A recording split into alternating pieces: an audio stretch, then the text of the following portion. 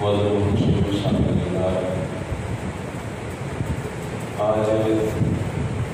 جس مسئلے کی آپ کے سامنے کچھ وضاحت کرنا چاہتا ہوں، اس میں اکثر دیکھا گیا ہے کہ لوگوں سے گفتگو ہوتی ہے. جو لوگ تو اس مسئلے کو کچھ سمجھتے ہیں وہ تو عمل کرتے ہوئے نظر آتے ہیں، مگر اکثر لوگ شاید جلدی کے سبب یا کم علمی کے سبب یا نادانی کے سبب بندیدہ کرتے ہیں. اور وہ یہ ہے کہ جب اقامت پڑھی جاتی ہے نماز سے پہلے تو لوگ جلدی کھڑے ہو جاتے ہیں. تو اقامت کے وقت کب کھڑے ہونا چاہیے، اس حوالے سے بخاری شریف کی حدیث مبارکہ ہے. عن عبداللہ بن ابی اوفا رضی اللہ تعالیٰ عنہ قال كان رسول الله صلى الله عليه وسلم اذا قال بلال قد قامت الصلاة نهض فكبر. حضرت عبداللہ بن ابی اوفا رضی اللہ تعالیٰ عنہ آپ فرماتے ہیں کہ جب حضرت بلال حبشی اقامت پڑھتے اور قد قامت الصلاة میں پہنچتے تو اس وقت رسول اللہ صلی اللہ علیہ وسلم کھڑے ہوتے فکبر اور حضور تکبیر تحریمہ فرماتے، یعنی نماز شروع فرماتے.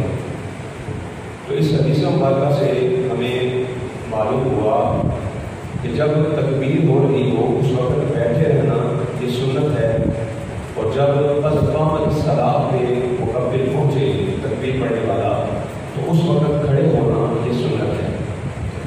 اور حضرت امام بخاری کے دادا استاد محدث عبدالرزاق رحمۃ اللہ تعالیٰ علیہ، آپ ایک تابعی بزرگ ہیں حضرت عطیہ رضی اللہ تعالیٰ عنہ، ان سے روایت نقل فرماتے ہیں.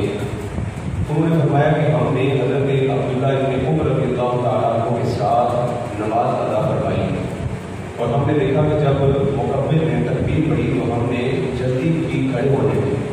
جب اس نے تکبیر شروع کی تو ہم کھڑے ہو گئے. تو حضرت عبداللہ بن عمر رضی اللہ تعالیٰ عنہ نے ہمیں بیٹھنے کا حکم دیا اور فرمایا کہ جب وہ قد قامت الصلاۃ پہ پہنچے تو اس وقت تم نے کھڑے ہونا ہے. تو اس روایت سے بھی پتہ چلا کہ قد قامت الصلاۃ پہ کھڑا ہونا یہ صحابہ کی سنت تھی، حضور صلی اللہ علیہ وسلم کی سنت تھی، اور اسی پر صحابہ عمل کرتے رہے. اور پھر محدث عبدالرزاق رحمۃ اللہ تعالیٰ علیہ فرماتے ہیں کہ تکبیر کے شروع میں کھڑے ہونے کو صحابہ کرام مکروہ جانتے تھے. اور بخاری مسلم کی ایک روایت کے اندر کچھ مختلف الفاظ ہیں. یہ تو احکام ہے جب امام اور مقتدی دونوں مسجد کے اندر موجود ہوں.